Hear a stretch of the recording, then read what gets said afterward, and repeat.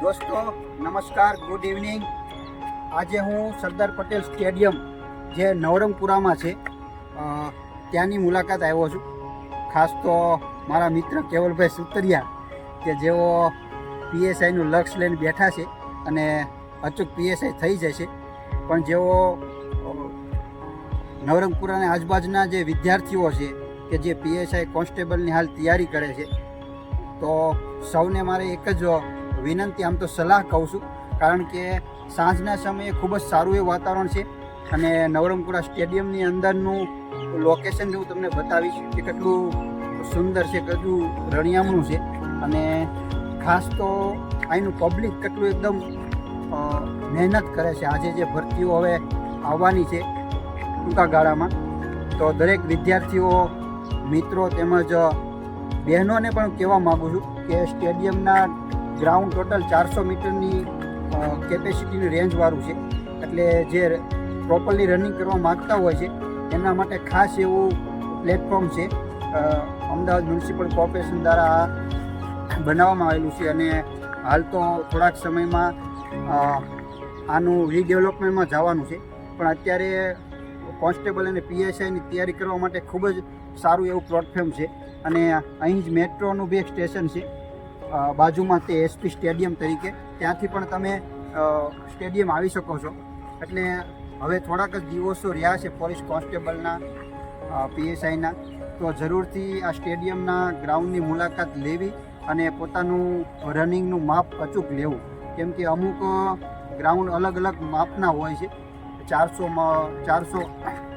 400થી માપથી ચાલુ કરીને 800 માપના હોય છે, પણ કેપેસિટી પ્રમાણે ધીમે ધીમે સેટલ થવા માટે આ ગ્રાઉન્ડ મને ખૂબ જ સારું લાગ્યું છે. તમે આની ચોખ્ખાઈ જુઓ, ખાસ તો મને ચોખ્ખાઈ ગમી છે સરદાર પટેલ સ્ટેડિયમની. અને સાંજના સમયે 4:30 આજુબાજુ પબ્લિક બી ઓછી હોય છે. સવારમાં તો ખૂબ જ દોડવાવાળા હોય છે, ચાલવાવાળા હોય છે, એટલે બને તો સાંજે જ જાઉં. અને હાલ દરેક વિદ્યાર્થી મિત્રોને ખાસ વિનંતી કે દોડવાની પ્રેક્ટિસ રાખજો, આળસ ના કરવી. અને બીજું તો સ્ટેડિયમની ખાસ વાત એ છે કે સિટીની એકદમ નજીક છે, બાજુમાં તો ગુજરાત વિદ્યાપીઠ આવેલી છે.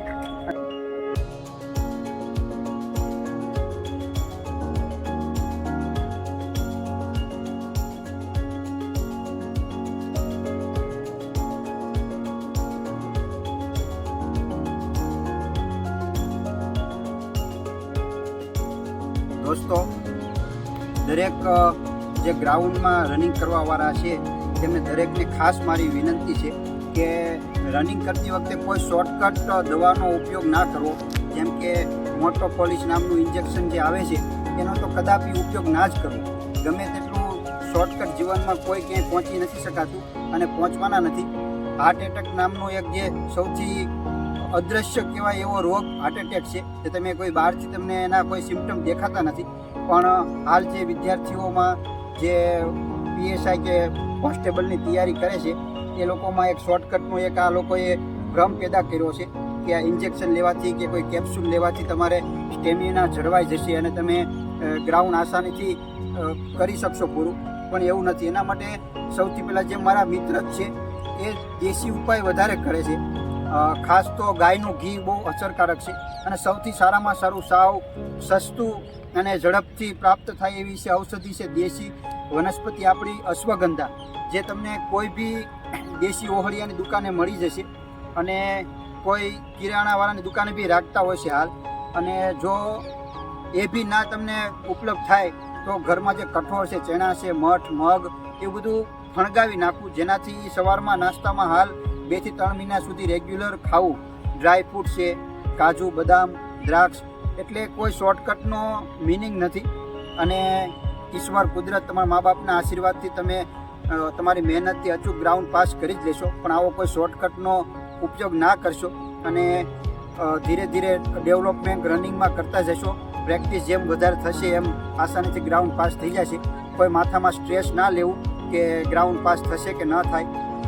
દરેક વ્યક્તિ કોઈ જગ્યાએ નથી પહોંચી શકતા, અમુક જ પહોંચી શકે છે, પણ એ અમુકમાં બી તમે બધા હશો એવી હું ઈશ્વરને પ્રાર્થના કરીશ. અને સૌ બધા પોલીસ અને કોન્સ્ટેબલની સારી એવી રનિંગની ગ્રાઉન્ડ પાસ કરી લે એના માટે સૌને શુભેચ્છા. અને વિડીયો લાસ્ટ સુધી જોજો અને અચૂક આ સ્ટેડિયમની મુલાકાત લેજો અને તમારી આજુબાજુ જે વિદ્યાર્થીઓ છે એમને પણ સાથ સહકાર આપજો. રનિંગ કરવા માટે એમની બનતી મદદ કરજો. આ ભરતી ખૂબ જ સારી એવી છે અને ખૂબ જ મોટી ભરતી છે, એટલે દરેક વિદ્યાર્થી મિત્રોને મારા તરફથી હાર્દિક શુભેચ્છા છે. વિડીયોને ગમે તો લાઈક કરી દેજો, શેર કરી દેજો, સબસ્ક્રાઈબ કરી દેજો. જય માતાજી, જય ભારત.